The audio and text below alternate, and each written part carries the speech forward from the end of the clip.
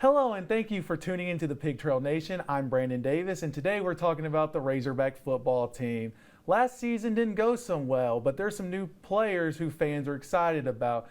And I'm here with Andrew Epperson, Arkansas's senior analyst. And Andrew, I'd just like to know, what are your predictions for this for the Razorbacks this season? Well, Brandon, it couldn't possibly go worse than it did last year. I'm going to say 5 wins because I think the non-conference, they can take care of non-conference. That's 4 games right there. And then 1 win against an SEC team. Kentucky, maybe Ole Miss early in the season. Mississippi State isn't so good. So there are a few games there. 5 games I think would be a good benchmark.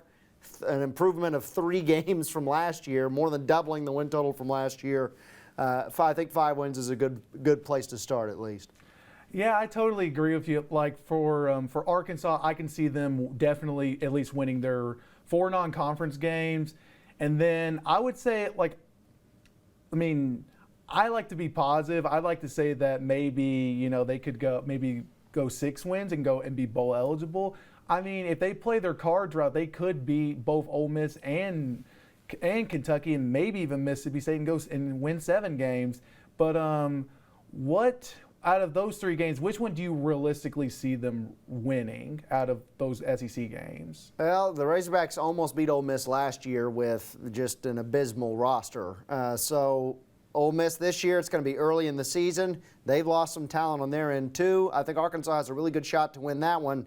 And then I think with Kentucky, that's a team that, when we're talking about a team that's lost everything, that's a team that lost everything but the shirt on its back. So I think Arkansas has a realistic shot to win both of those games. And depending on how these new quarterbacks look and these receivers that are coming in, there could be some other wins on the schedule. It really just depends on how it plays out. And speaking of the quarterbacks, who do you out of Arkansas's quarterbacks, who do you realistically see them being their QB1 for at least for Portland State? Probably Ben Hicks at this point, but I think it's going to be hard to tell since both these guys are grad transfers. It's almost like fans are just projecting as to who they want. I want Nick Starkel because he was at A&M instead of SMU. Well, I went back and watched some of SMU's tape with Ben Hicks there, and Cortland Sutton really made him look a lot better than he was. But again, he's seasoned, he's a veteran just like Starkel. It'll really just depend on what happens here in these practices for Morris to decide. We just know the Razorbacks can't do what they did last year and flip-flop on the quarterbacks. They need to decide on somebody.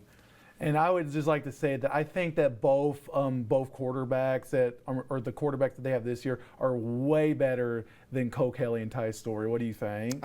Yeah. I don't think there even needs to be an elaboration. Significantly, both of them are significantly better options than Kelly and Ty Story, as we can see where they both transferred. There wasn't a huge market for either of those guys. And then just so that we have a little time left, if Arkansas were to go bowl eligible, what bowl game would you realistically see them going? It would depend on how many games they win, of course. If they win 5 games, it would have to be an RPI deal as to if they get in the bowl game or not. If they can get that 6 wins, 7 wins, you're talking about a lower tier bowl, and at this point, an Independence Bowl is not so bad of a situation, right? The Texas Bowl has become a little bit more prestigious than it was when Arkansas played there last. They probably have to win 8 games to get there.